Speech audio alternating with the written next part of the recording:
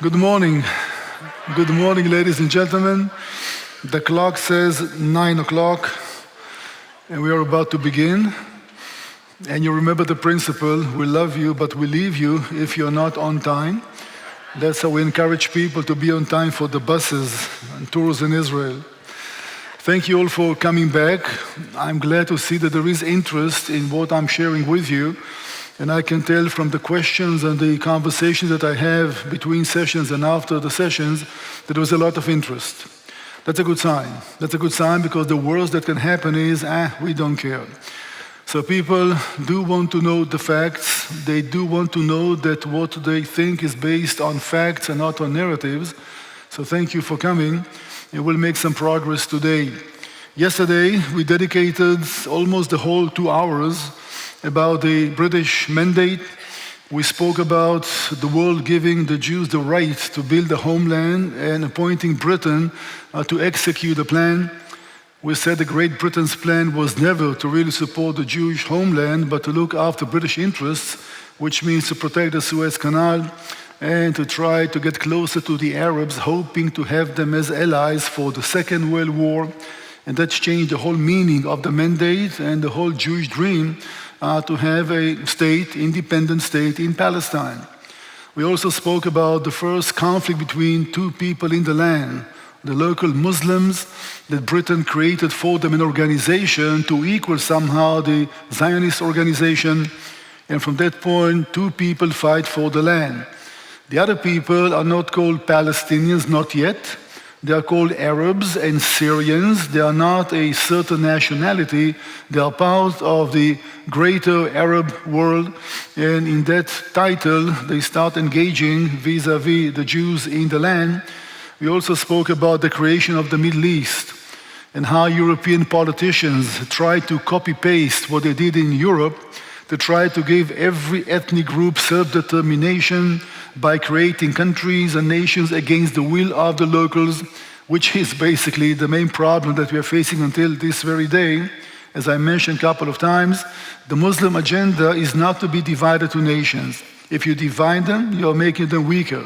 The Muslim agenda is to have one caliphate, that all the Arabs are under one ruler. That's what ISIS tried to accomplish.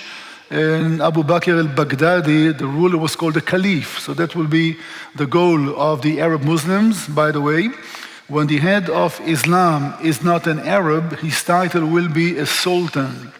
So the Ottomans were sultans because they were Muslims but not Arabs. When the official head of Islam is an Arab, his title will be a Caliph. And there are no caliphs for nearly 1,000 years now, because a century after Muhammad founded that religion, the Arabs lost control over it, and other people took over the Muslim faith and started leading it. Like the Persians and the Turks and the Ottomans, the title Caliph is much of nostalgia for the Arab Muslim world. We know sultans because for the last many centuries, the heads of Islam were not Arabs, which is frustrating for the Muslim world as well. Because the way they see that, it should be an Arab, a descendant of Muhammad, which is the leader of the Muslim Arab world, which is not the case for many centuries now. And we spoke about the Second World War and the hope of the British that the Arabs will join them. That was in vain. And the Jews in Palestine volunteered to the British army, creating a chain of command that will lead the Israeli army after the independence war will start. And we brought the conclusion yesterday with the Proclamation of Independence and David Ben-Gurion reading that Proclamation of Independence, the State of Israel was born. I do want to show you on this map a few things which are relevant to yesterday but today as well. We spoke about the partition plan of the United Nations from 29th of November 1947. That's how Palestine was supposed to be divided to two independent states. One for the Jews and one for the Arabs. Since the Arabs rejected the plan and the British are still in the land, the first full-scale confrontation started. We spoke about it yesterday, and the Jewish forces, not Israelis yet, were able to conquer the purplish kind of colors area that was allocated to the Arabs, but they lost it during the war. All that happens before Israel is made a state. All that happens when the British are still in the country. Once the state was proclaimed, then the Arab armies are going to invade, and that will be another full-scale confrontation, not with the local militias that were organized or motivated, but with the regular armies of Egypt and Syria and Jordan and Lebanon and Iraq, and an expeditionary force that was sent from Saudi Arabia and from Sudan. For goodness sake, Sudan is so far away. We'll get to that in just a minute, because the next topic I'd like to address happens while we are between those two phases. The war begins, but the British is still in the land, and there is no state of Israel yet. The main issue that we are dealing with, even today, will be the issue of the refugees. We'll speak about this map a little later on with your permission. We'll speak about the human tragedy. We'll speak about the problem that could have been solved many, many decades ago if there was some goodwill from the Arab side. I'll prove that to you. We speak about a political tool which is used cynically by the Arab world against Israel, against the West, basically. The only refugees in the world that nobody wants to solve the problem are the Palestinian refugees, and nobody in the Arab world wants to solve the problem. The refugees are a tool. It's a weapon that the Arabs and the whole world basically is using against Israel. And we need to understand the whole dynamic behind that. Only about a year and a half ago, one of the leaders of Hamas in Gaza was asked, how come you don't let the civilians to take shelter in your 400 miles long tunnels? The answer was a Hamas member. The refugees are the UN's problem, not ours. 80% of the population in Gaza are refugees. And you call Hamas freedom fighters, fighting for their nation? Who is their nation if 80% don't really matter for the leadership in Gaza? There are no other refugees in the world that will last for such a long time. Refugees, unfortunately, are the inevitable outcome of every single war that was ever fought on our planet. And this is 1948. 3 years earlier, Europe was flooded by tens of millions of refugees in the aftermath of WW2. You don't read anymore today about German refugees because they found a home. What about Ukrainian refugees? Oh, we have those today thanks to Russia. Bad comment, all right? What about all the others?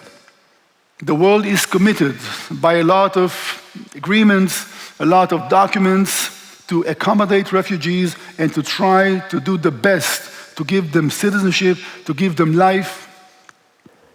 The one area that nobody is obligated to do so will be the Arab countries. Why do you become a refugee? What will be the reason? Stupid question, huh? Well, because you know that there is a war coming, and you're afraid that maybe the enemy is more powerful, he may invade your town, and you want to run for your life, for your safety. You take your belongings, you take your family, and you go where exactly? What will be a safe place to go to? Well, keep in mind that Israel is surrounded by Arab countries. The same language, the same mentality. And also keep in mind that most people that lived in Palestine came few years earlier as illegal workers brought by the British. They were not really connected to the land. They could easily go back home because they left families behind. So the whole idea of people that have to leave their homes, that live there for centuries upon centuries, and go to start all over in a foreign land, among foreign people, that's not the story with the Palestinian refugees. I will surprise you later on with Jewish refugees. How interesting. When was the last time anybody heard about Jewish refugees? I gave you a clue yesterday. When Israel was made a nation, all the Jews who lived in Arab countries were in danger. They are the real refugees that had to run for their lives. That's ethnic cleansing, not what happened in Palestine/Israel between these two periods of the proclamation of the nation and the UN resolution. We need to speak about some definitions. And I'll show you a little later on some documents of frustration because many of the Arab leaders did not understand why these people don't stay at the homes to protect their homes, and so easily they take everything and they leave. So that will be the mindset We know how we treated the Jews when we were the masters. Surely they will treat us in the same way. There's only one way, all right, to treat the Jews as dhimmis, and they will take full revenge from us if we'll stay in our homes, and they will be in control. That was the main reason. We do have documents published by different institutions. I'll quote one or two to you. About 70% of people who are called refugees today, 80 years later, that's a tragedy, left their homes before the war even started. They left their homes before they saw a single Israeli soldier. And the question is why? Well, that's part of the answer. If the Jews are going to win, they're going to treat us as we treated them for centuries. We don't want to live in such a condition. Many of them left voluntarily even before the war started. So that will be the reason, one of them, for them to leave. And since it became to be a major problem, the United Nations formed specifically a resolution and a new agency that will be called UNRWA to deal with Palestinian refugees. Well, why do the Palestinians need a special agency? There is one. The one that takes care about all the other refugees around the world. For the Palestinians, the less in number. Any idea how many Koreans had to switch North and South Korea in the Korean War in the early 50s? About 5 to 6 million. That's 10 times more than what will happen here. So the UN knew how to deal with these issues, but for the Palestinians, for some reason, they have created a special agency to take care about Palestinian refugees. Well, here is a resolution that speaks about the need to find a solution. And it says very clearly that everybody who is willing to go back home and live peacefully with his neighbors should be able to do that. I highlighted the live at peace with your neighbors. This is not a case. And by the way, never, ever refugees were permitted to go back home to the countries that they left. Doesn't happen. That's the only document ever written that those refugees that started the war, to remind you, they were the aggressors, not the Jews. So you start the war, you lose the war, you leave your place and you demand to come back. There's no precedent to that. And by the way, it doesn't say Arab refugees, it speaks about refugees. What about the Jewish refugees? Could they go back home today to Iraq and reclaim property? Jews left in Arab countries assets in more than $100 billion. Who is going to compensate them for the lost property? Because the world wants us to compensate the Arab or the Palestinians. Nobody speaks about compensation to Jewish refugees that we'll speak about later on. So the whole issue of refugees is a very painful one, and it's a very unique one when it comes to the Palestinian refugees. Please read that. Well, even if you came to our country, we are not going to give you any rights. Why not? Many of those people that came from Egypt 20 years earlier are simply going back home. But yes, but you left. You're no longer an Egyptian, but I'm coming back home. In any other case, this is considered a disgrace, a decision that Arab countries are not going to accommodate those refugees. It never happened before. The whole world has an obligation, countries which are capable, supposed to accommodate refugees. Except for the Arabs, and this is policy, all right? So even if you come to a country as we invited you, you're not going to have citizenship. By the way, that's apartheid. Speaking about apartheid, the only place in the Middle East where apartheid is practiced is the way that the Arab countries are treating the Palestinian refugees. 0 rights. If you live in Lebanon as a Palestinian refugee, you live in a camp, I hesitate to say a ghetto, but close to that. You cannot leave your town. You cannot get a decent education. You're limited in what occupations you can be engaged. That's apartheid, as I understand apartheid. You won't find it in Israel. You find it in the Arab countries and the way they treat those refugees. By the way, most of these refugees were invited by the Arab nations. I'll show you a document. Because when the Arab armies are about to invade Israel, they approach to the Palestinians in the land. The Arabs say, listen, you may be caught in the line of fire. Come to our countries, be our guests for a short time. We'll surely throw the Jews into the ocean. It won't take too long, and then you go back home to take their property, which is much nicer. 70% of people called Palestinian refugees left the country because of this invitation. I did admit yesterday that some places we loaded them on trucks and we sent them away. For example, to keep the road to Jerusalem open, we spoke about it yesterday. But that was very few incidents. As a policy, that was the approach. And now the United Nations is creating an agency especially for the Palestinians. By the way, the term refugee is limited in time. You don't hold this title forever.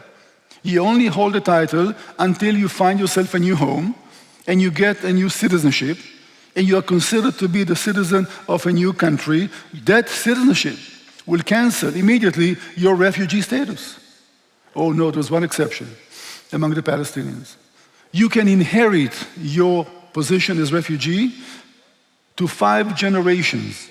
5 generations. Your grandson can still be recognized as refugee. What does it mean? They don't tattoo it in your forehead, refugee. It means money. The world is going to support you. And by the way, the amount of money given to refugees by the United Nations and with the American generosity, you're the main founders of UNRWA, by the way, not recently, makes those refugees even richer than the locals.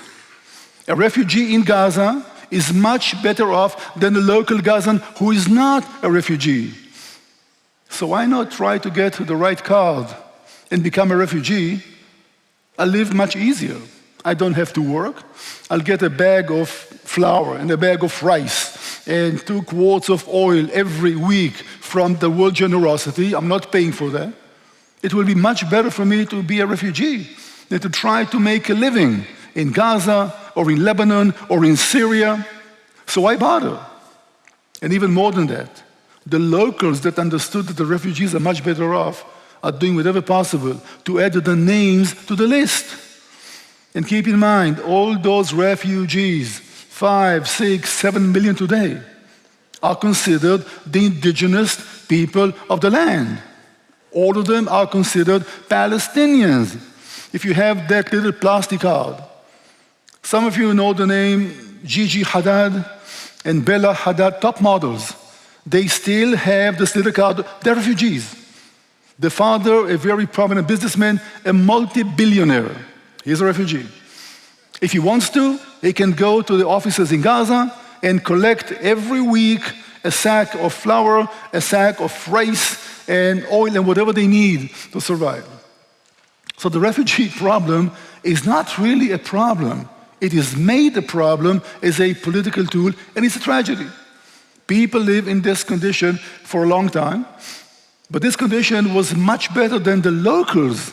So people want to become refugees. By the way, they never allowed to take a census how many refugees are there. You can manipulate the numbers. Nobody's counting. So when the director of UNRWA in Gaza is calling headquarters in Geneva or New York, well, I think we need money for another 500,000 refugees. What do you mean? Well, that's the number. We can confirm it. But there is a certain percentage of people adding to the population every day. Well, increase our budget. More money for the officials, more money for the locals. We do speak about a huge conspiracy that goes on for 80 years. Do you know that UNRWA did not rehabilitate 1 refugee, not even 1? So what's the purpose in having such an agency that is not solving the problem? It is the problem. So UNRWA, finally, is recognized by many countries around the world as the problem and not the solution. I'm sorry, you know what to do now. Okay. Thank you, my friends in the booth. They know what to do, which is more important, to mute me each time that happens. Agency was created 1949, and again, the whole world still has many refugees, but the Palestinians deserve to have their own unique case. And UNRWA has a new definition. Who is a refugee? Until then, the idea was if somebody lived in a certain area for 5 years, he will be considered as somebody that lost his citizenship, a refugee. They made an amendment. Anybody who lived in Palestine between 1946 to 1948, to remind you, the harbor the British are building in Palestine, importing tens of thousands of workers to come and work for the British Army. These are the people.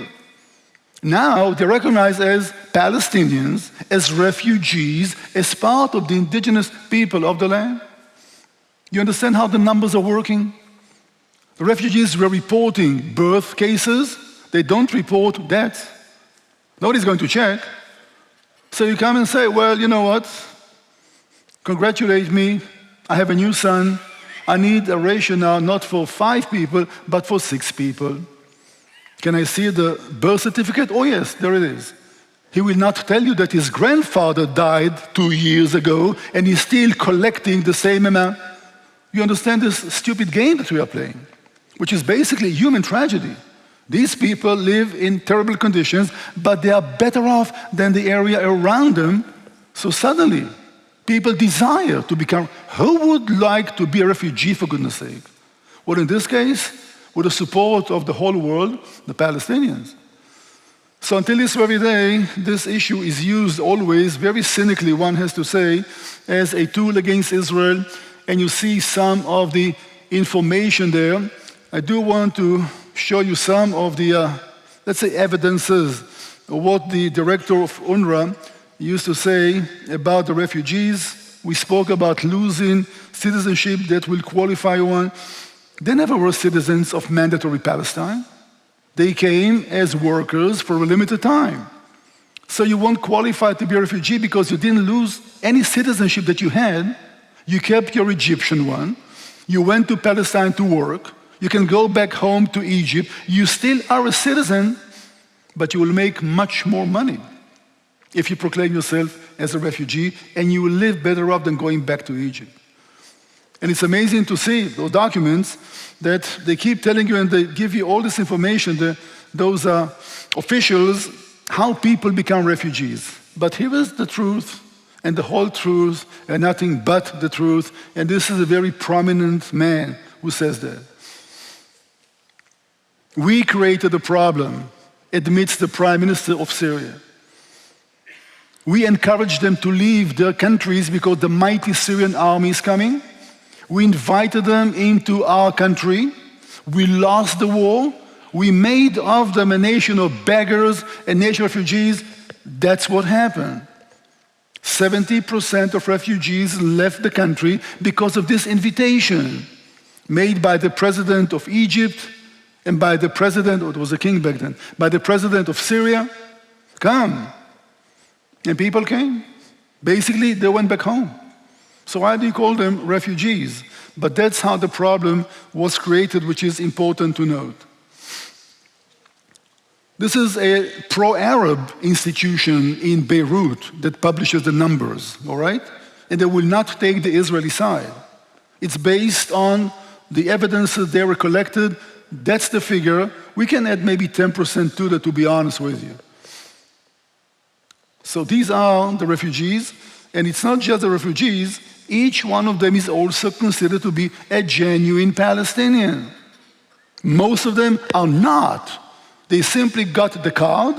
They moved into the refugee camps because life was better over there. And today, they are considered to be the greater body of the Palestinian diaspora. They all want to come back home to Israel, obviously. They want to be compensated with money they don't deserve. It's going on for 80 years. It's about time to bring that to an end. Because UNRWA, not only they did not rehabilitate anybody, UNRWA became to be, I will say, the sponsor, all right, of schools, obviously, of kindergartens, obviously, but who is going to be employed in those schools? Local Palestinians as teachers, and what they're going to teach the kids. about peace with the Jews, some reconciliation, or maybe the land was stolen from us, let's go and kill all the Jews. What say you? What kind of an education those kids are going to get when the local teachers are refugees themselves, employed by UNRWA? UNRWA became to be the larger employer. The largest employer in Gaza is UNRWA. 2.2 million people. What about creating an economy? Get jobs, build a nation. The world gave you so much money for it. But the money was used for terror. Because UNRWA takes care about the other things, why do we need to take care about it? The world is taking care. I have to say, this naive Western mindset is sponsoring our teachers to educate the next generation based on hatred, so we can use the money we are getting to build our tunnels and to build more rockets and more bunkers and more ammunition, etc. So that will be the mindset. And here's the evidence. They left Haifa, for example, voluntarily. And Haifa is important because that was the main port in the country, and many of the Arabs came to work in the port. It doesn't say that the Jews kicked us out. It doesn't say we were expelled by the Jews.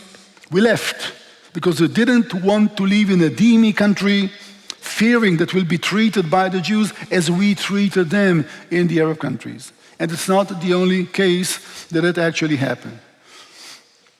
No, I do want to show you, with your permission, for example, this. How the Arab countries treated those refugees. All right? Please read those couple of lines over there. That will tell you everything that you need to know. Because there was a lot of job opportunities. Syria needed people to come and work. Iraq needed people to come and work. They were importing people from all around the world, these countries, when they had the refugees ready and willing to enrich these countries. That will be the policy.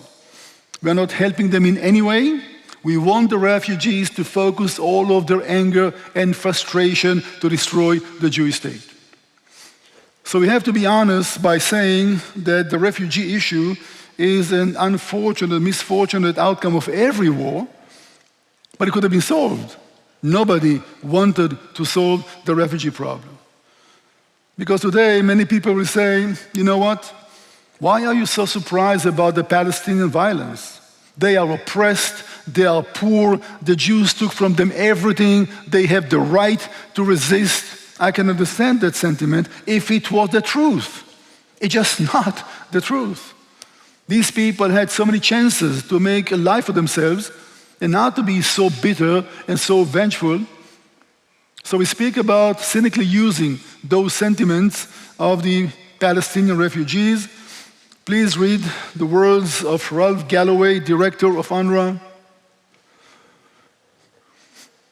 Just an example, one of many examples about how the Arab countries and what is their approach vis-à-vis those refugees.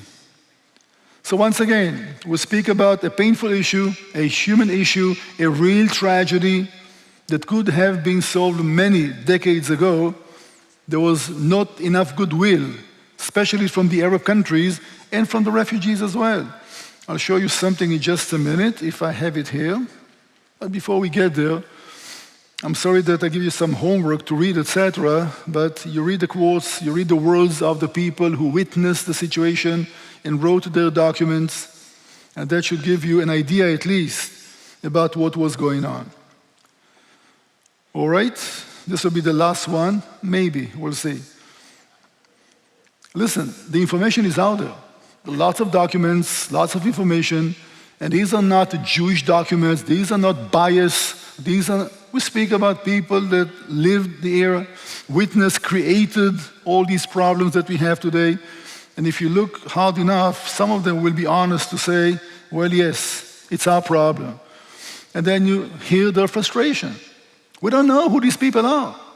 They come to the office, present themselves as poor refugees, and we give them a card that they're refugees, Bedouins, nomadic tribes that will not qualify to be refugees because they don't have citizenship. They don't lose any land, they're wandering all the time anyhow. And suddenly, we have a new class of refugees, nomads who are refugees, the Bedouins. And each, I think, means more money And each such thing means more pressure, and the pressure is always on the state of Israel and not on the Arab countries that were supposed to be kind enough to accommodate at least some of these refugees. All right, you read enough, and I do want to show you this one, for example. Israel said, hey, we are willing to help. We understand the problem.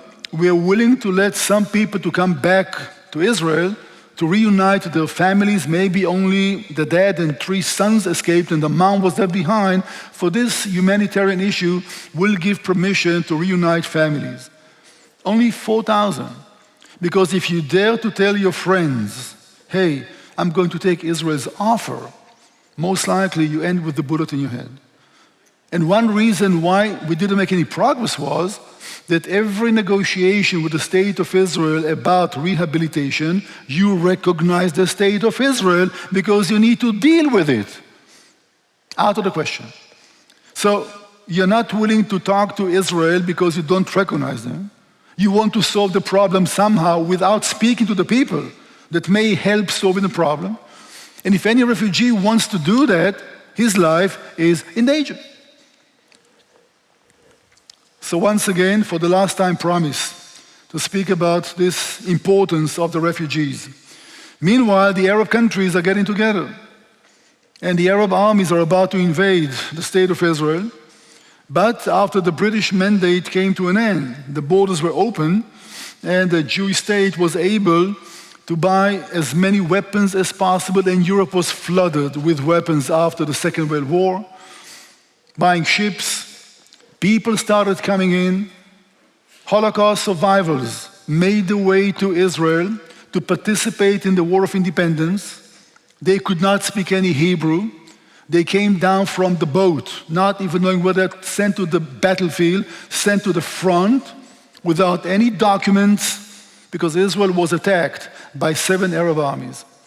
We still have today a few dozens of people that were killed in the battlefield in 1948-49. We do not know their identity. No documents, they could not speak the language. You're going to join people, and they send you to the front. You don't even understand the commands given by the commander. But for a Holocaust survivor to fight for his country, that was the greatest honor of his lifetime. Coming from the Nazi death camps and fight for your state, you don't turn down such an opportunity, and many were killed. Many were killed, and we don't even know their identities. No family was left in Europe because everybody was basically gone, and those that did come to Israel, some of them died in the battlefield, but now there was another existential issue, fighting for the nation when the nation is attacked from all over, all around, by regular professional armies. The IDF was still in the making. There was no air force, there were no tanks, limited machine guns, mortars. Boats were bringing these things in, but it takes some time, right, to accept it, to learn how to operate them, to develop some kind of an MO in the battlefield. How do you use a mortar and how do you use a cannon? Armies need to learn how to do that. There was no time. There was no time because Israel was attacked. By the way, the column, 2 columns came from Egypt. This one was led by the Muslim Brotherhood. Egyptians, but not the army of Egypt. They had their own militia, and their destination was Jerusalem, because the Muslim Brotherhood is fighting for Islam and not for the Arab world or Arab nationality. So the front troops made it all the way to the suburbs of Jerusalem, and there they were stopped. The other column on the way to Tel Aviv, from Jordan into what will be known as the West Bank, from Syria, from Lebanon, from Saudi Arabia, from Sudan, from Iraq. You do understand the mindset in Israel. We lost so many people in the Holocaust. This has to end as a success. If there will not be a Jewish state because of the pressure, and by the way, the United Nations never condemned any of the attacks. Never, ever. People accuse Israel today, how come you do not comply with United Nations resolution? Let me tell you what, if you had complied with resolution 181, maybe there were no problems today. And the UN said nothing. When did the UN intervene? when the IDF started winning and we entered Egyptian sovereign territory, then the world said, okay, thank you, stop. We will not allow a too strong and too big Jewish state. Israel should be small, limited, always under a threat. That's how we want to see the Jewish state. Based on years and years of discrimination, etc., Jews are not allowed to win wars. And there was a reason for that. So now there is a state, and the Arab armies were defeated, and there was a new chapter in the land's history. Again, very unpleasant to see those people carrying the bags and everything they have, going to seek shelter in places. Sometimes, as I did mention, we made it happen in some places in the country. But once again, this is a very small part of the story because all of Europe was going through the very same phenomenon at the time. Jewish refugees sounds something like, we never heard about that. What do you mean, Jewish refugees? Well, yes, there were. Interesting, the numbers are almost the same. It's almost like exchanging populations. You can say, listen, it's for the best interest of everybody. Arabs are leaving the Jewish state. Jews are leaving Arab countries, not completely peacefully. And the numbers are almost the same, 800,000, 900,000. That can be a perfect solution. Yes, if you recognize Israel's existence and you're willing to accommodate the Arabs, your brothers and sisters, and that intent was not there. So when the news started coming from the battlefield about the Jewish army, those despised dhimmis are winning the war, and the mighty Muslim armies are being defeated by the Jews, guess what happened to the Jewish communities in those Arab countries? It wasn't safe for them, it wasn't nice for them, and here are some of the numbers. Iraq, Egypt, Syria, even Morocco, these were the numbers, give or take, of the Jewish people who lived there. And they lived there long before Islam was born, long before the Arab people left the Arabian Peninsula. They are the indigenous people of these countries and not the Arabs of today. The Jews that lived in Iraq, that's Babylon. They lived there from the days of Ezekiel, for goodness sake. They are the true Iraqis, if you wish, of today, not the local Muslim conquerors that came 1,000 years later. So all these communities basically were destroyed, attacked by the neighbors, massacred by the neighbors. Israel was not strong enough yet to protect them because today, if Jews are in danger anywhere on the planet, Israel will respond. And sometimes we do. And Jews are in danger in many places around the planet. That's the only reason for us to exist as a nation. Jews will not be the victims ever in the future. We know how to protect them. We need to fly to Entebbe, Uganda to rescue an airplane that was hijacked by the P.L.O. We'll do that. That's the whole reason behind having a Jewish state. To be a shelter, to be a place, to have a home to go to. So you see the numbers, and these are the numbers today, give or take. We still have some Jewish presence in places. You don't see the name of Jordan, for example, over there. And you don't see Saudi Arabia on that list.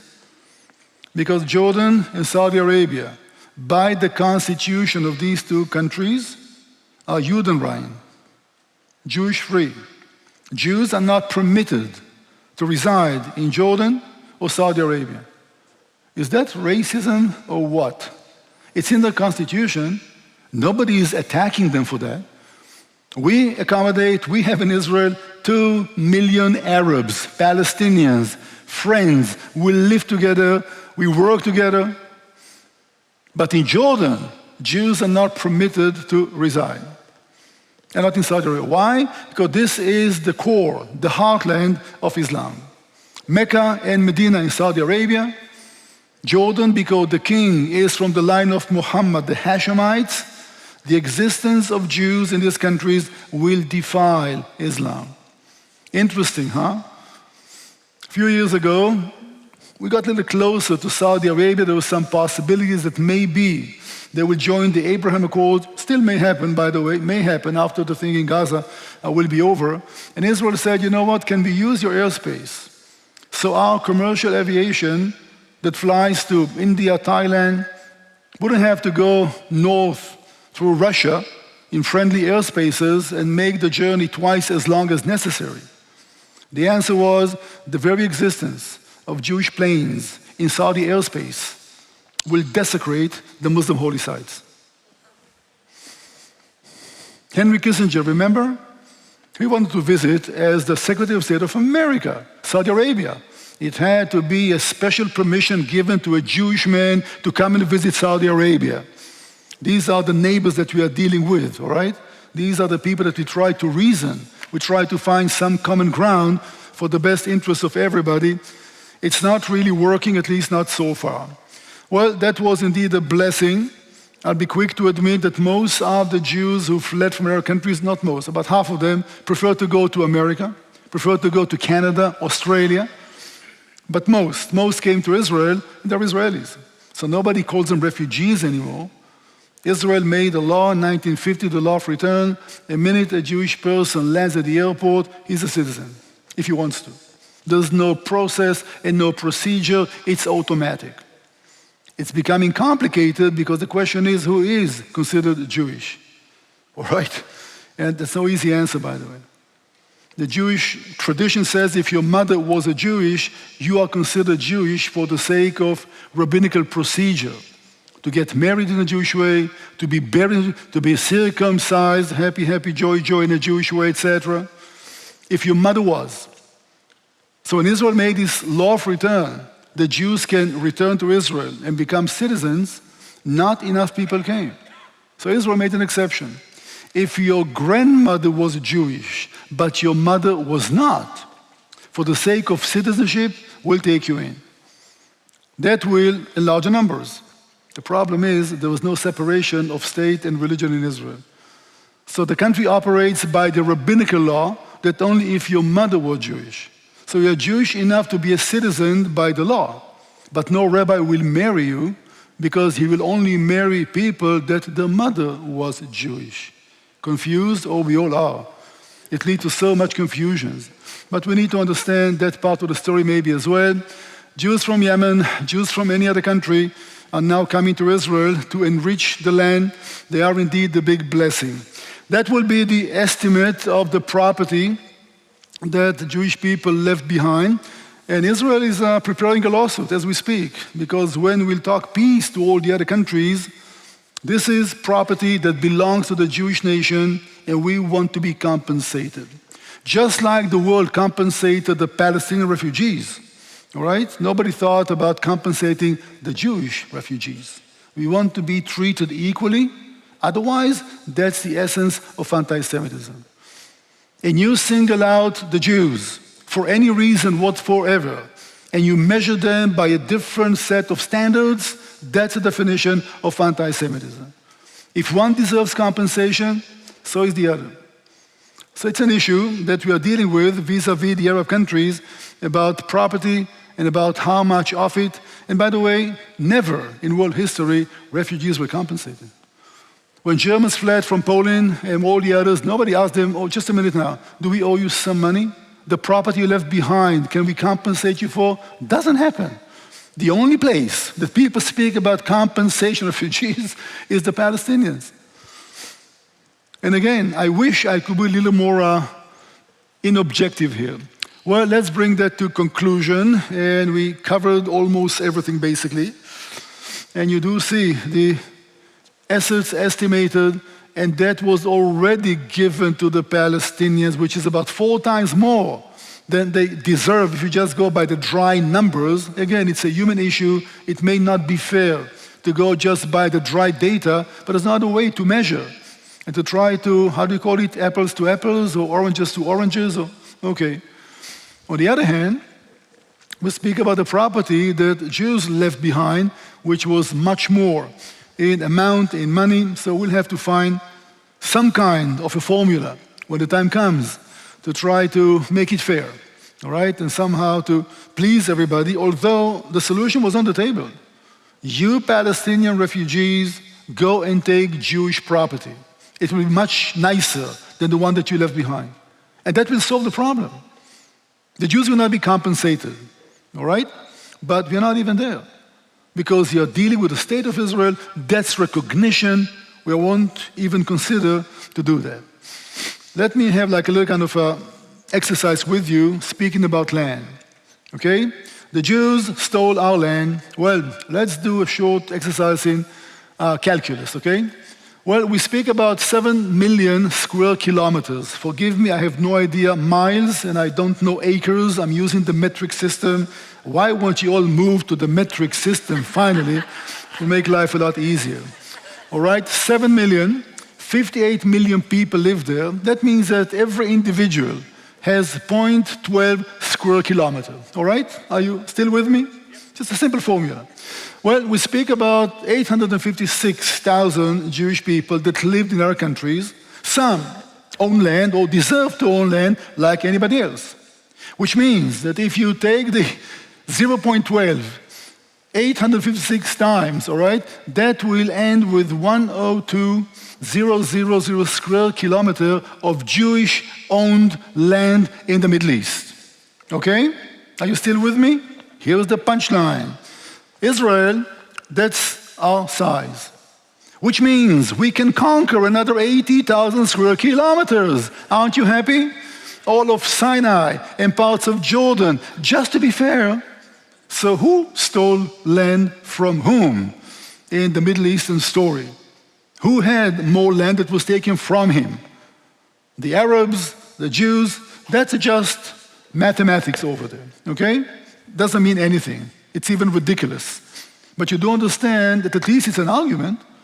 If you speak about ownership of land and you accuse us that we stole your land, well, here are the numbers. Give us another 80,000 square kilometers. That would be the size of Tennessee, I believe. No, not that big. Anyhow, let's make some progress. We spoke about the invasion of the Arab armies. Jerusalem was one of the centers of the war. When the war is over, the city is divided into two. West Jerusalem will be in the hands of the state of Israel, proclaimed capital by the state of Israel. By the way, many countries around the world do not recognize Jerusalem as capital because the UN resolution said the city will be international, in the hands of an international tribunal. Which means when Israel proclaimed Jerusalem capital, it's a violation. As if this is the only violation, right? And therefore, they do not recognize Jerusalem as capital. In 2018, President Trump very graciously made a proclamation that the US of A is recognizing Jerusalem as capital, moved the embassy to Jerusalem. That would be a breakthrough because other countries at least proclaimed that they recognize Jerusalem. I have to say that today, the war in Gaza, most of our friends are betraying us, all right? And Jerusalem is an issue. So Jerusalem today is a united city, but between 1948 to 67, it was indeed divided. Let me say 5 minutes, speak about that because it's important. Yesterday, I asked you what happened to the other country that the United Nations spoke about. It spoke about two countries, divide the land to the Jewish state and the Arab state. How come the Arab state was never born? Well, you need to understand that most of the land that was allocated to the Palestinian state, for the lack of a better term, was not in Israeli hands. When the war came to an end, the area on the right-hand side, the green area, that will be the West Bank, I'll call it Judea and Samaria, using the biblical term, that was land that was allocated to the Palestinians. But the king of Jordan, when he sent his army in, seemingly to help the Palestinians, when the war was over, his forces were deployed here, and that's the armistice that was signed between the two countries, and the king of Jordan refused to withdraw. What he was supposed to do is call the local leadership, say, guys, this is your land, I'm going back home, congratulations, build your state. No, the king of Jordan stayed. Not only stayed, officially annexed the West Bank to be part of Jordan. Which means that the only Palestinians that had civil rights were those who lived in Jordan. The Egyptians came to help seemingly, and after the war was over, they occupied this area, Gaza Strip, that was supposed to be the Palestinian country. The Egyptians were supposed to call the local leaders, tell them, guys, we're going back home, here is Gaza, celebrate your independence. Egypt decided to stay. And therefore, the land that was allocated to the Palestinian state, some of it was conquered by us from the local militias before the state was born, but most of it ended up in Arab hands. So there is no Palestine until this very day, not because of Israel.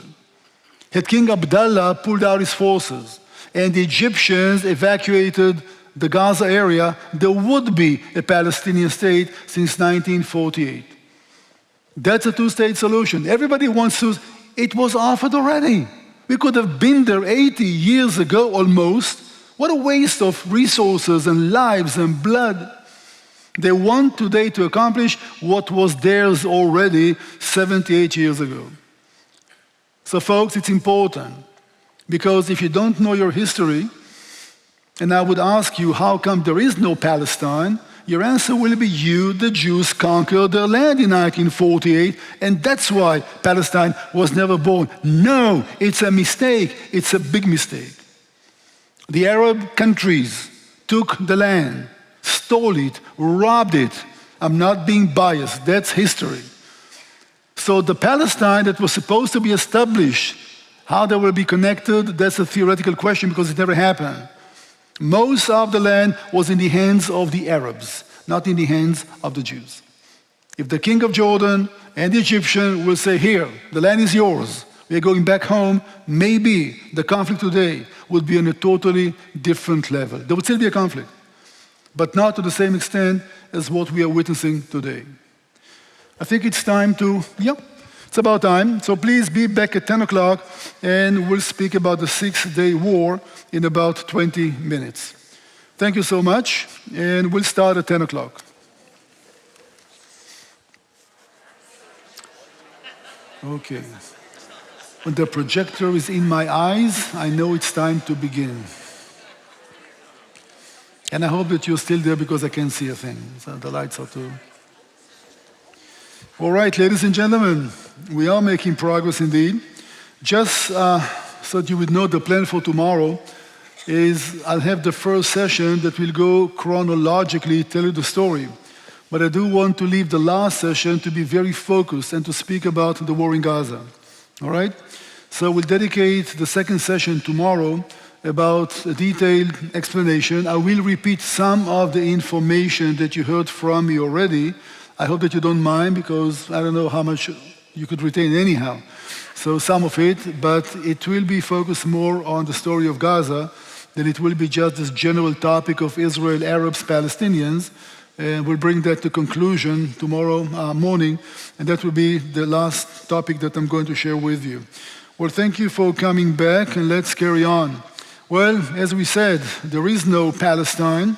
And there is no Palestine not because of the state of Israel. The Palestine that was supposed to be born as a result of the UN resolution, the land was taken by the Arab countries. Let's try to address the issue of Palestinians. By the way, we cannot use the term yet. There is no such nation recognized by anybody, let alone Arab countries. Because if you say that the Palestinians deserve a land in the West Bank, you'll make Jordan your enemy because it's Jordanian territory, and Arab solidarity is more important. Nobody mentions the term Palestinians, Palestine, nation, country. It's 1948 to 1967. It wasn't even born yet as a national issue. I know it sounds amazing, but these are the facts. So who will be a Palestinian? Interesting that in 1921, the Grand Mufti didn't say, listen, we want to be recognized as a nation. We are part of Syria. So the Arabs who lived in Palestine did not see themselves as separated people. They are part of the Arab nation, part of Syria. Listen to this. You know the name, right? Palestine is Jordan. The king of Jordan said the same. So what is Palestine? Where is Palestine? Not the ancient one, and not even the modern one. The one that we currently speak about, not very clear. But since the kingdom of Jordan was also historic Palestine, many people say the Palestinians have a state. and that's the kingdom of Transjordan. By the way, 80% of Jordanians are indeed the descendants of Palestinian refugees. The king of Jordan, Abdullah II, only makes 20% of the population. They have all the power, all right? It's not a democracy. But the population of Jordan, we speak about 80%, maybe less, 35% of Palestinians. So when the king of Jordan made peace with Israel, that was not supported by the people. The people of Jordan don't want to live in peace with Israel. They are Palestinians, but who cares about the people's will? It's not a democracy. Did you know that in every entrance to a cabinet ministry in Jordan, on the floor, they have the flag of Israel? You have to step on it as you go inside the official buildings, and we have peace. Israel and Jordan are at peace since 1994. So there is no normalization. It's not a peace like the people will come together and people want to learn from each other or to visit each other. No, let's call it a cold peace. Better than war. Same with Egypt, all right? So here's a new term for you in international relationship. Peace, but no normalization. That's how we operate vis-a-vis Jordan. So we speak about the Palestinian state, and you do see all these quotes are coming from people involved in the problem. The king of Jordan, we speak about the Palestinian leadership later on of Yasser Arafat, and it goes on and on and on. Who are the Palestinians? Are we divided to nations? Maybe we're just one nation. All right? 50s, 60s, early 70s, it's not very clear. If there is such a country, such people, everybody uses the term very fluidly.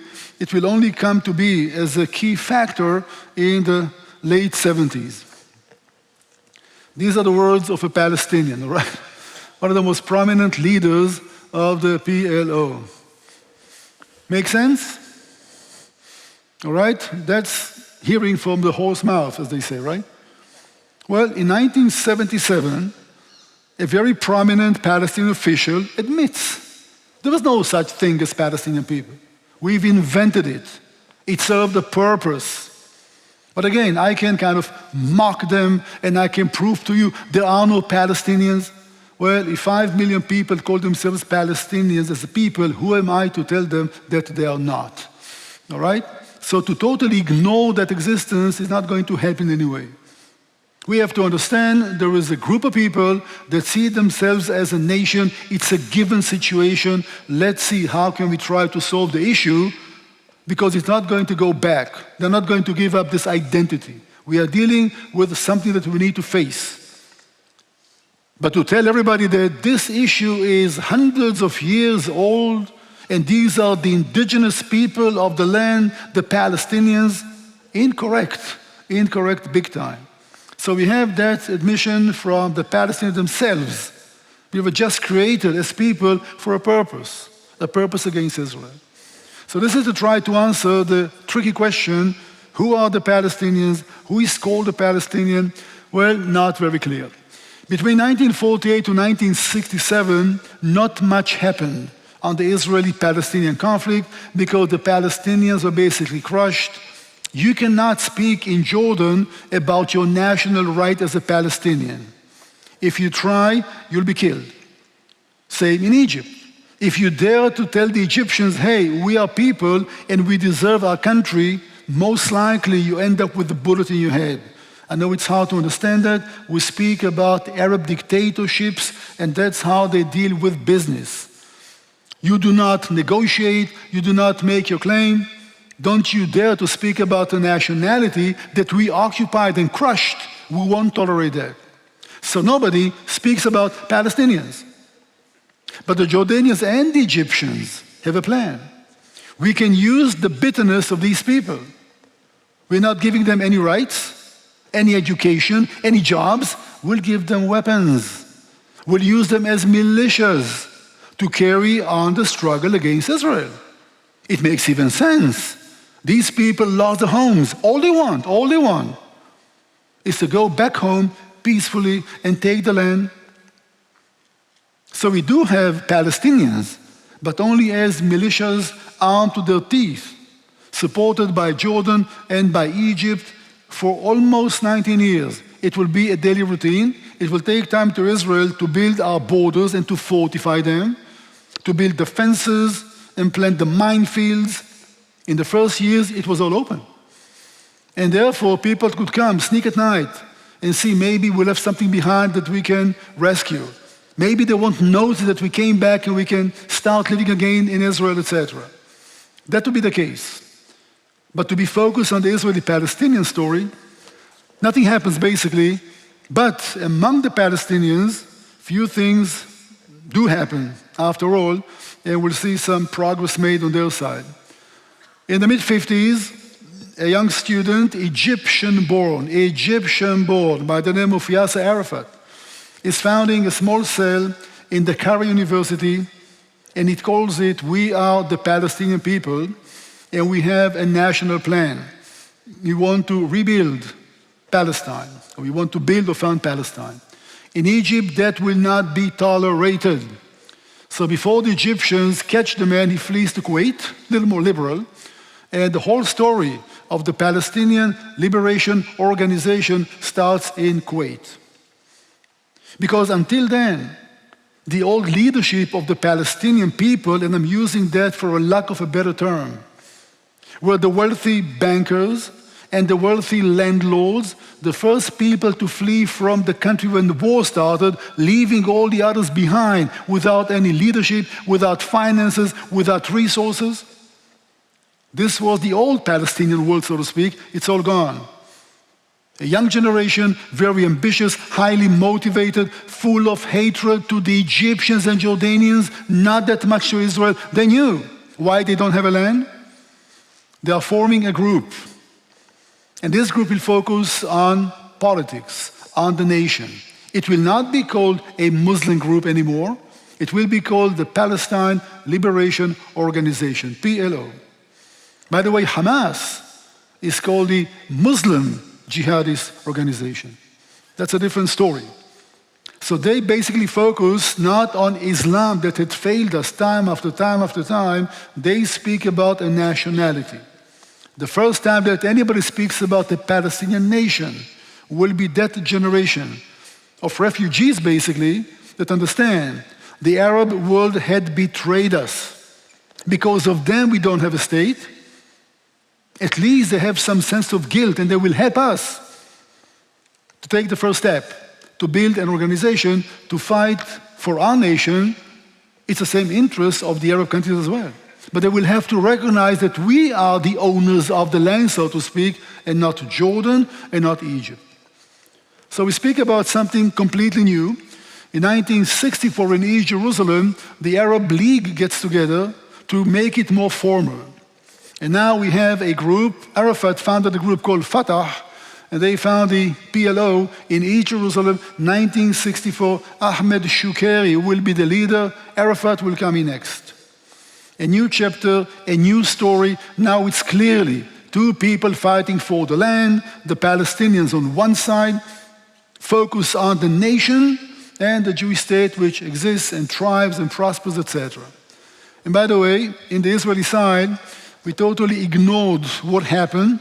We thought that since the Arab world lost the war, and they in a way kind of accommodated the Palestinians, it will not be an issue for the future. Big mistake, huge mistake.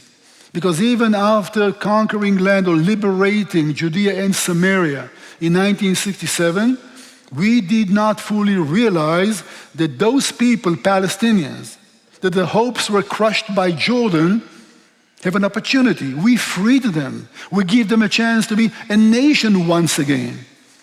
That aspect was ignored by the state for a while, which was a big mistake, but we are not there yet. In the Arab world, things happen, and since they all come to conclusion that Islam was not serving well the Arab world, a new movement, a pan-Arab movement is being created. Gamal Abu Nasser is the leader, the Egyptian president, and he says, guys, Islam is not working. Islam is being defeated, humiliated. Let's focus on our Arab culture. We'll make that the common denominator. We'll create a cultural world based on the Arab culture. It will be Muslim, maybe Christian. The focus will be on our civilization. Did you know that Egypt and Syria were united for 3 years? Just as a gesture. So everybody will understand, especially a message to the Western world, that all the Arabs are united.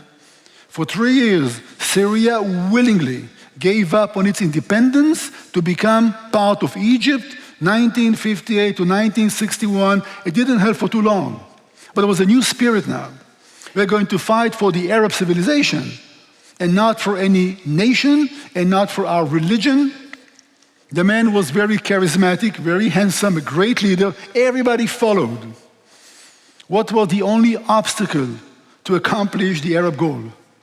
What was the thorn in the side of the Arab countries? Israel. How easy to unite everybody around the hatred to Israel. And things are getting worse, and in 1967, there will be another round of violence where the Arab armies that were humiliated in 1949, they seek revenge. Another round is coming. And the main reason was that Egypt decided to block the Straits of Tiran, that's the name, 2 small islands that Egypt is holding. That's the main road that goes to our southern harbor of Eilat. Just like the Suez Canal is important to the world, this waterway is that's a lifeline for the state of Israel. And if you close the straits and you stop all these ships from going to Israel, basically, it's a proclamation of war. At the same time, the Egyptians are ordering the United Nations peacekeeping forces that were located in Sinai, and Sinai was a demilitarized zone, to leave. The UN doesn't ask any questions. They don't condemn the Egyptian move. They leave. The Egyptian army is entering Sinai, heavily deployed on our borders. Egypt and Syria are together. So the Syrian army is preparing for war as well. The only one that hesitated was the king of Jordan. But they told him very clearly, if you don't join us, you will be next. So things are getting worse, as you understand. And just to read some of the statements of the Arab leaders. Not very pleasant when you read that. I was only 10 years old, I have to say, 1967, all right? And I can still remember quite vividly. There wasn't that much radio in the country. There was no TV yet in Israel. And we heard those messages day and night. Now keep in mind, 19 years of the existence of Israel, 22 years after the Holocaust, you do understand what was the mindset in Israel.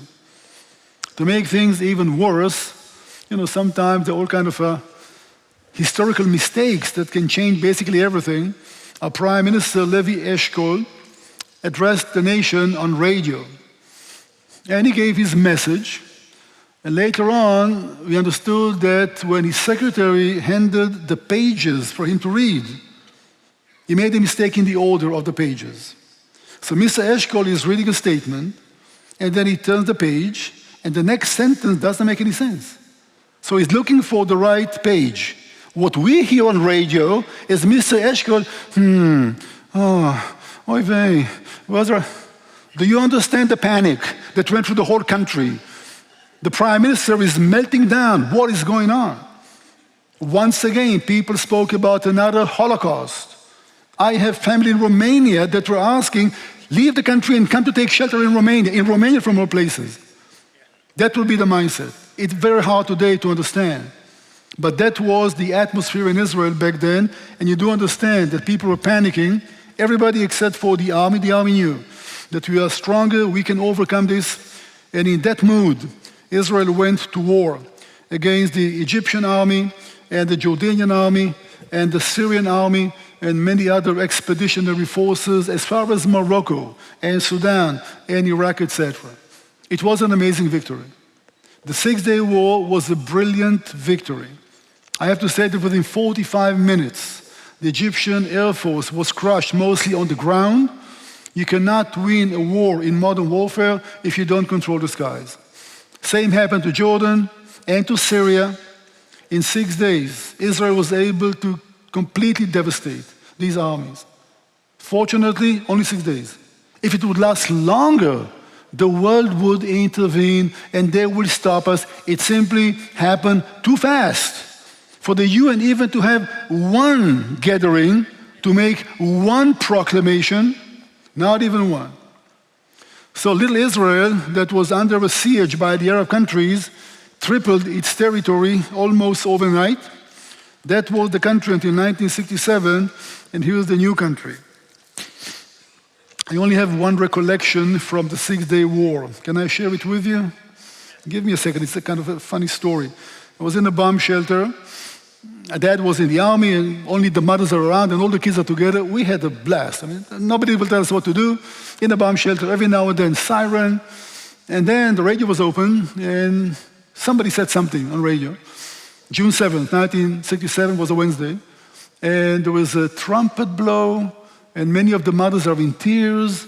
And you're a kid, all right? Dad is in the army, and mom is crying. You just, your imagination. And next to me sits my little girlfriend, Edith, and that's her birthday.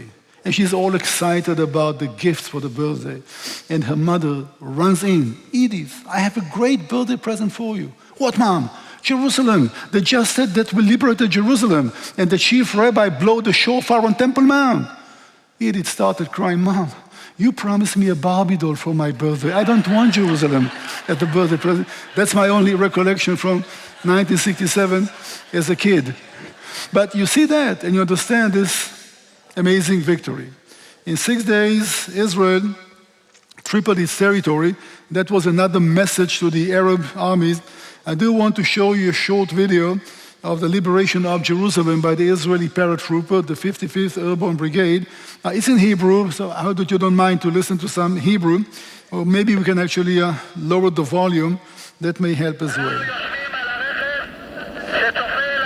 They're seated on the Mount of Olives, overlooking the walls of the old city. And we're going to attack the city. The old city of Jerusalem that generations of our ancestors were longing for. Some of you may recognize the road that goes into Lionsgate, coming from the east. You've been to Jerusalem. This is a reservist division. We're going to meet on top of Temple Mount.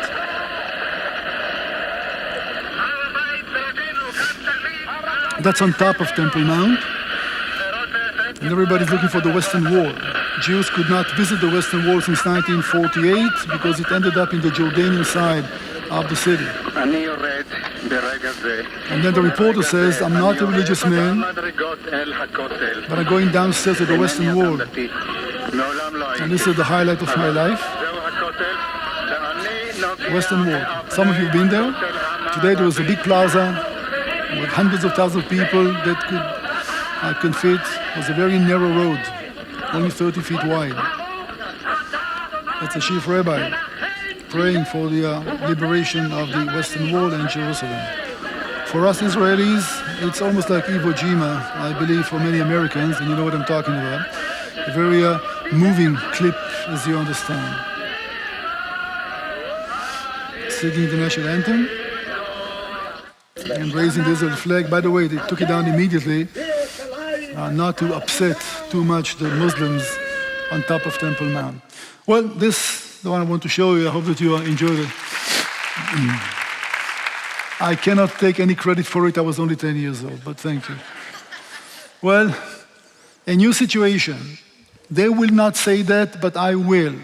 The best thing that ever happened to the Palestinians is Israel's victory in 1967. We gave them a chance to be a nation once again.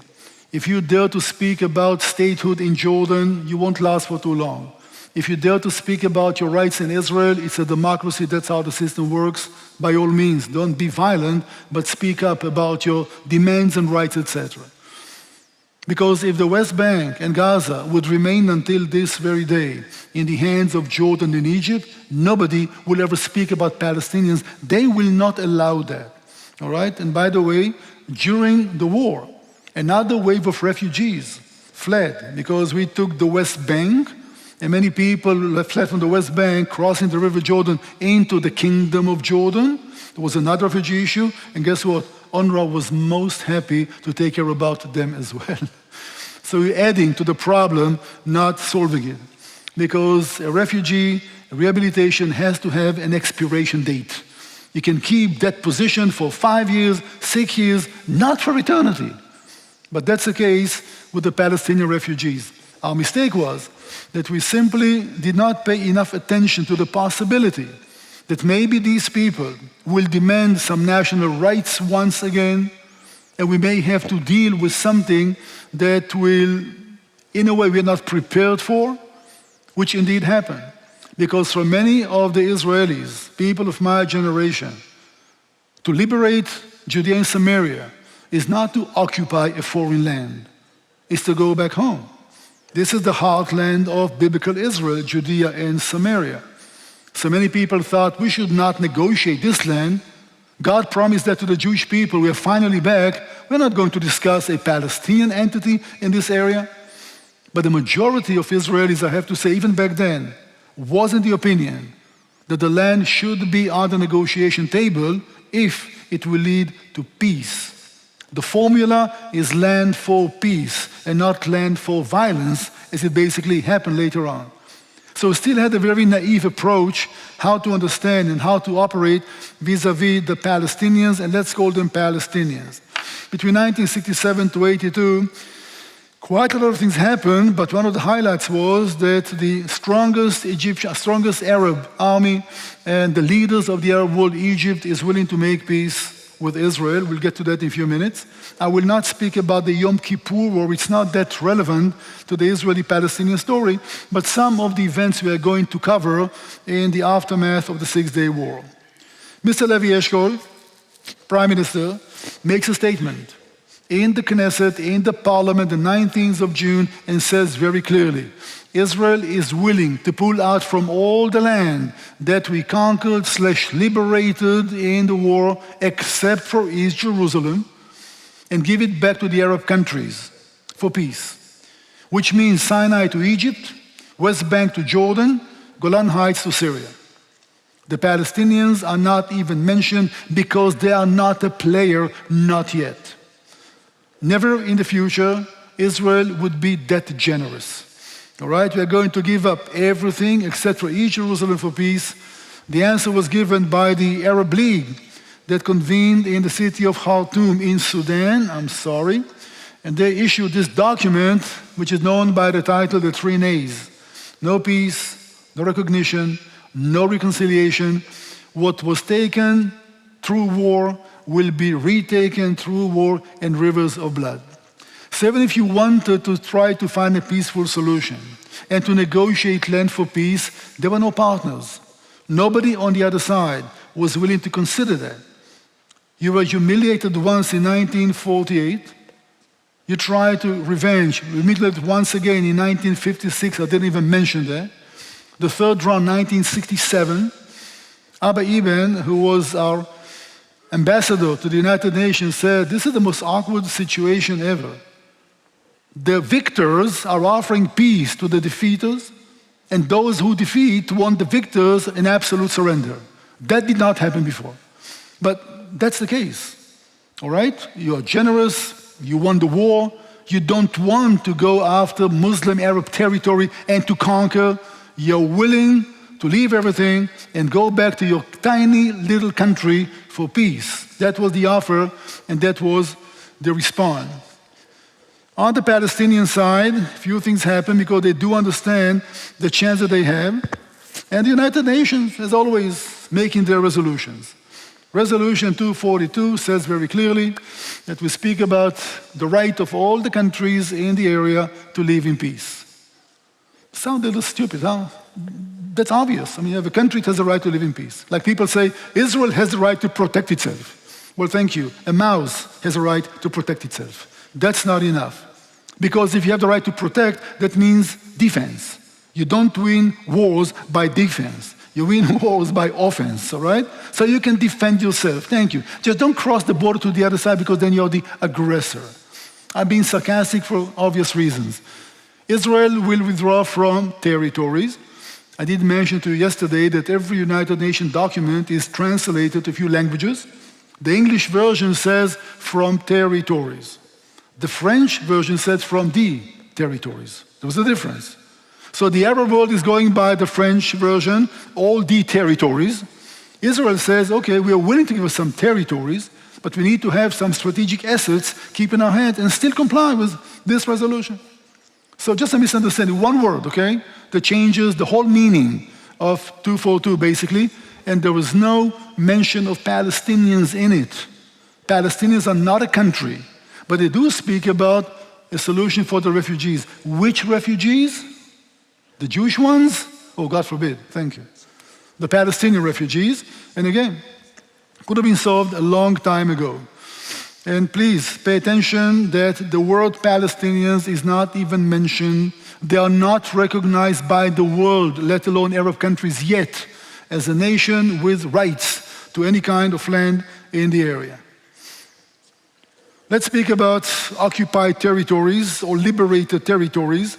I did mention to you also that I did a study until 1967. The West Bank occupied by Jordan was never called occupied territories. The Gaza Strip occupied by Egypt was never called occupied territories. When did they start calling it occupied territories? When Israel has it. So what is it? Occupied or liberated? Occupation is a certain situation by international law when one sovereign country is conquering land from another sovereign country. Yes, we took it from Jordan, a sovereign nation, but Jordan had it illegally, stealing it from the Palestinians, right? So it wasn't really Jordanian. So you can't call it occupied. I know it sounds like semantics. It's not. It's an important definition. Many of us call it liberated territories. This was our home once upon a time before the Romans threw us off the country, so we liberated our own homeland. That's a sentiment. That's not a legal term. The only way that we can call it is basically disputed territories. And yesterday I showed you this Latin law about what was the name? You remember what I showed you yesterday, right? That if a mandatory power is handing over the land to a new nation, the borders of the mandatory power are the borders of the nation. And that is included in the borders of the mandatory power. So by many scholars in the world, the territories are not occupied. It's supposed to be part of Israel because it was included in the British Mandate, and the Arabs rejected every resolution that the UN made regarding the land. A new situation now, the Palestinians are very embarrassed because the whole world is praising the state of Israel. The Jewish state did it once again in defeating the Arab nations, and many of them are fleeing from Judea and Samaria into Jordan. Arafat joins in, and they are going now to create almost a state within a state in Jordanian territory. It will lead to a big civil war. I'm apologizing once again, hopefully for the last time today. I started, thank you, with 3 times in a session. Yesterday was 2 times in a session. Today we go, maybe tomorrow, I won't use it at all. Keep in mind that most of Jordanians are Palestinians. So for Arafat and his companions to go into Jordan and take shelter within the Palestinian refugee camps would be a great opportunity to recruit more people, to consolidate your forces, maybe develop an administration, maybe try to follow some patterns of statehood. But Jordan is an independent monarchy. So the Palestinians are building a state within a state in Jordanian territory. Number 1, they are rocketing Israeli towns on the other side with the assistance of the Jordanian monarchy. But then they start setting up roadblocks, and they stop cars, and they are collecting taxes from the Palestinians, which means they don't pay taxes to the kingdom. Suddenly, the king has a problem. A problem is growing within the Jordanian monarchy that will be the Palestinian group that tries to establish themselves as an independent state in Jordan. And by the way, Syria is supporting the Palestinian groups. Iraq is supporting the Palestinians. Israel is supporting the Jordanian monarchy. But things are going so bad that the king of Jordan, Hussein, has to send his army into the camps of the Palestinians. A brutal civil war Civil war, just a minute now. Yes, Palestinians fighting Palestinians in Jordanian territory. More than 8,000 casualties. But the king wins his kingdom once again. Syria invades Jordan to come to help the Palestinians. We intervene to say, don't you dare. It's a local problem. Israel will not tolerate Syrian boots on the ground in Jordanian territory. Global politics. Bottom line, September 1970, a brutal war, and Black September, some of you may know the term, as a result of what happened to the Palestinians, another terror group was found. It will be called Black September. This will be the organization that will enter the Olympic Village in Munich in September 1972 to kidnap and to murder the Israeli athletes. 11 of them were murdered. That will be the group in 2 years to come in 1972. And since the Palestinians lost the battle in Jordan, they make an agreement with Egypt's sponsorship to go to Lebanon and to have the piece of property in Lebanese territory. All right? I'm telling you, wherever these guys went, they brought death and disaster. They started in Jordan, and now under the pressure of Nasser, he's twisting the hands, if you wish, or the arms of the Lebanese. He said, listen, these guys deserve a place. It has to be on Israel's border so they can carry on the struggle. They're going to mind their own businesses. Lebanon will not be in any kind of risk or danger. Let them go to your country. And the Lebanese, foolishly enough, say, you don't really have a choice because the Palestinians are going to destroy Lebanon almost completely. All right? Followed by Hezbollah. Lebanon, a sovereign country, a very weak central government, a haven to every terror group that wants to be protected by international law in the country which is sovereign with a weak government that doesn't control its territory. And you can call them Palestinians, you can call them Hezbollah, it doesn't really matter. Lebanon, by the way, the only Christian Arab country in the Middle East or in the world, and the only Arab democracy that existed as long as Christians made the majority. Today, it's a Muslim majority, and there's no democracy in Lebanon. It was a proxy of Iran, not anymore. All right, so these are the changes following the Six-Day War and the fact that the Palestinians are now getting together. But you see, they had a dilemma that we have to try to understand. The world is praising Israel. A small nation, great victory. What about us? We want to catch the world's attention as well. We want to tell everybody that we are a nation and we deserve our rights. How can we get the world's attention? We can have peaceful rallies in capitals around the world, right? That's very effective. You must be kidding me. When was the last time you saw a peaceful Arab, Palestinian, Muslim rally? I kid you not. You give me one example that you saw an Arab protest fighting for peace. One example, all right? You won't find it. You won't find it. It's always speaking about violence, it's speaking about the rights, and speaking about destruction. There was never, ever a demonstration of people wearing the Palestinian flag that spoke about peace. Never. Check me out, all right? It's a fact. So how can we get the world's attention? Well, most likely not peacefully. But if we introduce some violence, maybe hijack airplanes, maybe blow up some embassies, maybe kill some officials, will we get the world's attention? What say you? Most likely. That was the choice. Maybe if I was in their position, I would agree. I want to make my case, the world doesn't care. That's a way to get the world's attention. And the early 70s will be the era of international terrorism, and some of those actions are quite amazing. Listen, I know that I do something that many people will not like, but these are facts, all right? These are facts. So please read them, and if you can have better facts, please let me know.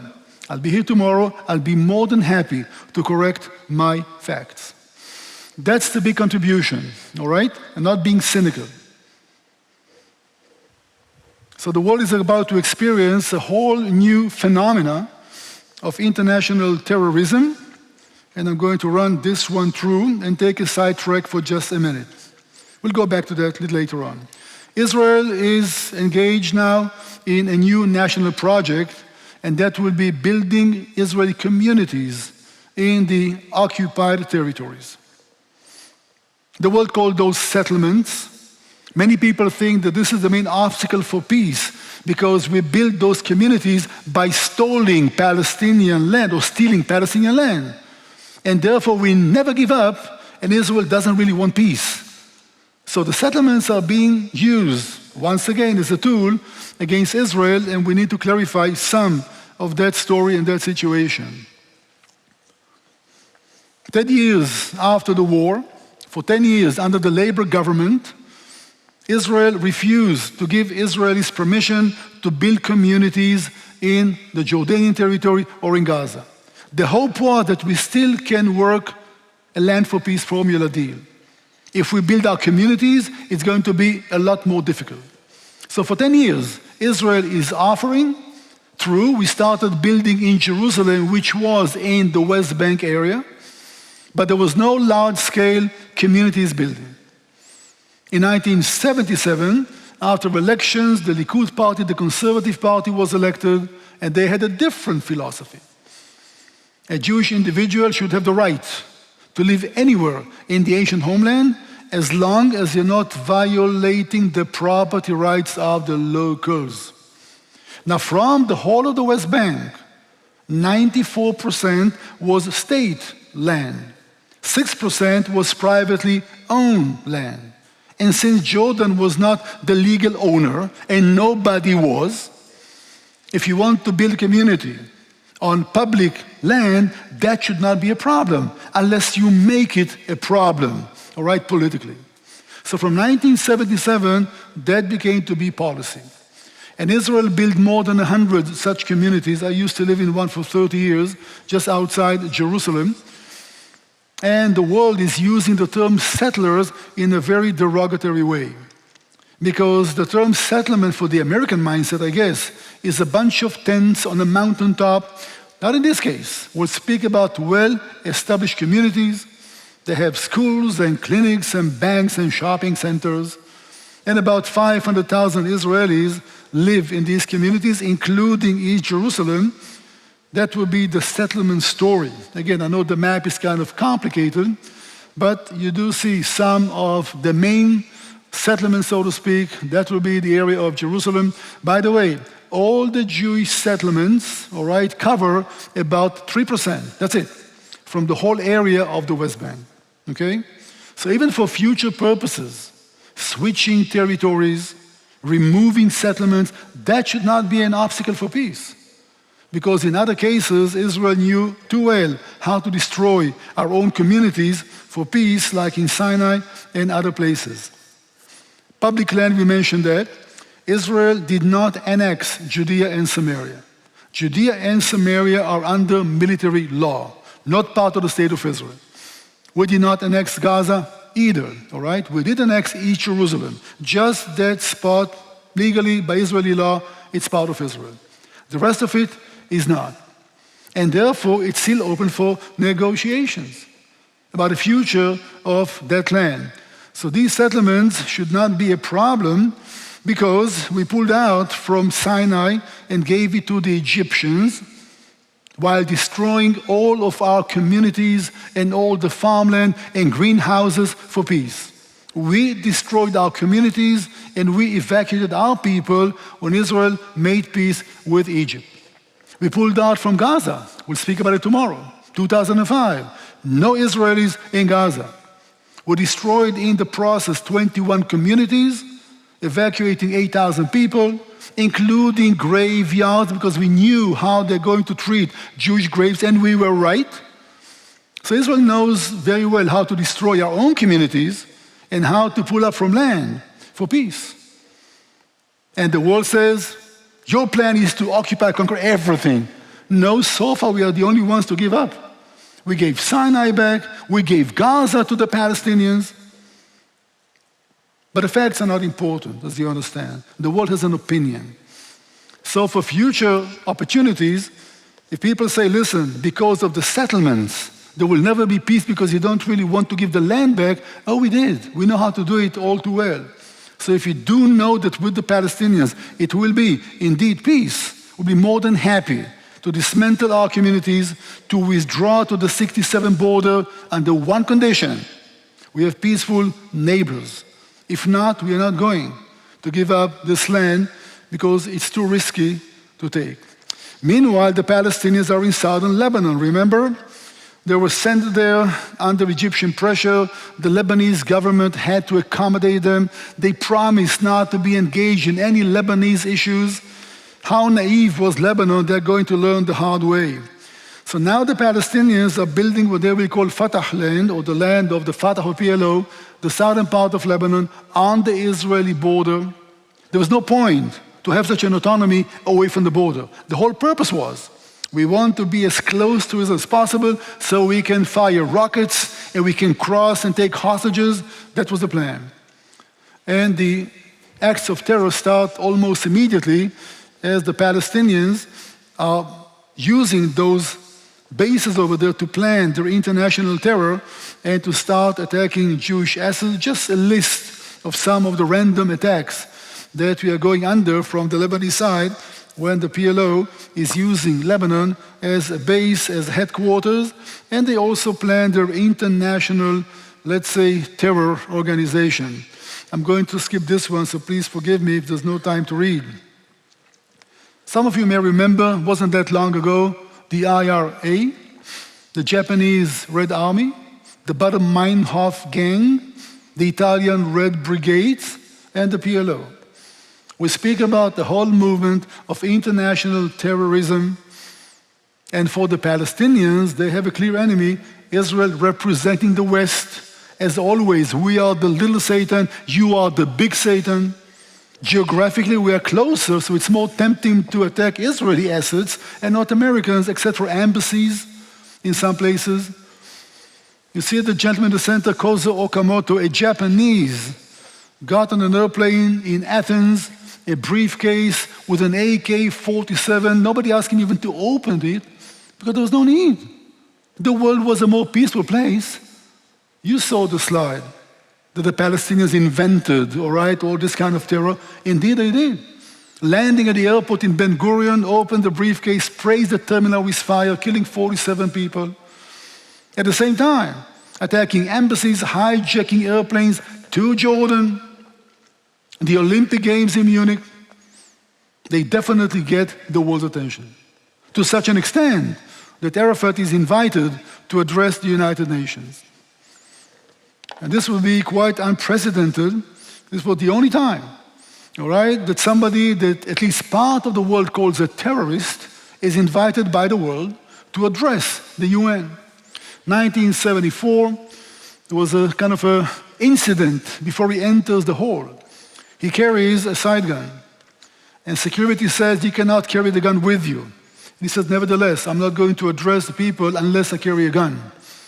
And then not because I want to show them I'm a warrior, I'm fearful for my life. I don't trust the world. I don't trust this audience. Many people are after me. I insist to carry a gun. And he's addressing the UN Assembly with a gun in his holster on his belt. And guess what will be the message? Very clear. Many people are cheering because the UN has 58 Muslim countries members in it, and they definitely share the vision of the Palestinian P.L.O. It looks like the whole world is happy to accept and embrace the Palestinians. By the way, it happens now as we speak in New York. All right? It was a United Nations conference. 125 countries recognize the Palestinian state, which is meaningless in any way, but they do have an automatic majority anyhow. 58 Muslim countries, plus their supporters, makes a majority. That's how much justice we can expect from the United Nations. You don't understand the problem here. It's an automatic majority against us in almost every issue. Israel is the only member that cannot be part of the Security Council. All the others could. It's rotating. One exception, Israel cannot be a member of the Security Council. Why not? And by the way, the Palestinians are not a full member. They're observers for years now. So they have an embassy and a delegation. Did you hear about the Kurds? The Kurds make 30 million people, much bigger than the Palestinian number. They want to be a state. They've been massacred by Iran and by Turkey and by Syria, by Iraq. Nobody cares about it. The world never made any decision about the Kurdish state or a Kurdish membership in the United Nations. Only when Israel is on the table, the world is united. No Jews, no news, so they say. And in the United Nations, it's so evident. You know what's so offensive? Because it's so much in your face, the whole approach of the United Nations. So inviting Arafat was not a good sign to tell us how this is going to evolve later on vis-à-vis the Palestinians. June 6th of 1982, we had enough with all the rockets from the Lebanese side. Israel moves in all the way to Beirut, able to conquer the area, totally destroy the P.L.O.'s infrastructure. Another big favor we did to Lebanon, because Lebanon almost collapsed under the civil war with the Palestinians. And that was mission accomplished. The plan was to try to throw Arafat out of the country if possible, and that was a success. And he had to get on a boat with his followers and go to Tunisia. For the first time in a few years, the Palestinian terror militias don't have a presence on the Israeli borders. They had in Jordan, they had in Lebanon, not anymore. Very foolishly, we wanted to increase instability in Lebanon. To undermine the Palestinians' power, we helped creating Hezbollah. Interesting, huh? That was a stupid thing to do. It was after the Iranian Revolution. Iran wants to export the Shiite revolution. Some Lebanese are Shiites. They will form a party called Hezbollah. We are helping them because we want them to undermine the position of the P.L.O. So now the P.L.O. is gone, but there's no vacuum. The place of the P.L.O. is taken by Hezbollah. By the way, exactly a year ago today, we took out the whole leadership of Hezbollah in Beirut. All right, so this is a day that at least in Israel we are commemorating. Thank you. Let's hear this. I know, it's in English and it should work. If this was a sad day for Yasser Arafat, he wasn't going to let it show. Before leaving, he went to say his farewells to his most valued friends, and the people of West Beirut came to say goodbye to him. The first call was on Walid Jumblat, the leader of the left-wing Muslims in Beirut who've supported him since he brought the P.L.O. headquarters to the city in 1970. In his arm, right? A symbol Mr. of peace. Arafat declared that the siege of Beirut had brought about a new dawn on the Arab scene and a united resistance against the Israelis. There was another enthusiastic reception at the office of the Lebanese Prime Minister, Shafiq al-Wazan, who played a key part in the ceasefire and evacuation negotiations. At the port, the P.L.O. had prepared a guard of honor and short ceremony to see their chairman off. Some more of their colleagues were going too, but when Mr. Arafat's motorcade arrived, all thought of ceremony was forgotten as his supporters surged forward. The man who'd helped found the P.L.O. in 1964 and been its chairman ever since had not lost any of his popularity. Indeed. Okay, I think that you understand the idea. Let's go back now and look what happens in Israel, in Judea, Samaria, and in the Gaza area as well. When Arafat was expelled from South Lebanon, that was another humiliating experience, especially for the Palestinians who live now under Israel's, let's call it occupation, okay, to make things a little easier to express here. Israel understands that we may have a future problem. We want to encourage a local leadership. We are not dealing with the Palestinians abroad. They are the enemy. We want to deal with the locals. We want to create local groups, maybe local political parties. We want to be able to talk to them and maybe find a solution vis-à-vis the Palestinians. But everybody who is willing to talk to Israel, and there were few, usually ends up with his throat cut or with a bullet in the head. So the Palestinian leadership understands that if Israel is willing and will succeed in creating a local leadership, they will no more be relevant. And they want to be very relevant. And therefore, they foil every potential possibility to try to find a peaceful solution by encouraging a new leadership among the Palestinians in the land. So they are really scared to talk to Israel, obviously, and that was not a successful attempt. But things are boiling, and the Palestinians understand that Israel is not Egypt. Egypt will not respond, Israel will not be so brutal to respond to any kind of demonstrations, maybe unrest. They didn't dare to do that in Jordan or Egypt, but they dare in Israel. And obviously, these are the dhimmis, the Jews. We have to succeed. We are Muslims and we are superior. In 1987, we have the first test, so to speak. It started always by an incident that nobody could anticipate how fast it's going to grow. An Israeli truck carrying Palestinian workers that come to work in Israel. By the way, the economy was booming. The borders are open. They come to work in Israel. And they make Israeli salaries. Refugees in Egypt, until a few years earlier, suddenly see there is a better way. There is a better life. But that was also the danger. Prosperity is dangerous because people may be more interested to improve the living conditions and forget about the fight, forget about the cause. The cause is not to live a decent life, the cause is to destroy the Jews. And therefore, those people that come to work in Israel, when they go back home, they need to pay taxes, not to Israel, to the local Palestinian proxies of the P.L.O. who is in Tunisia, to start recruiting money to carry on the fight, to carry on the struggle.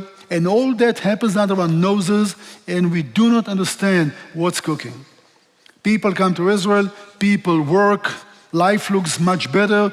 The few hotels in Gaza for the first time, schools, clinics, everything looks like it's going to the right direction.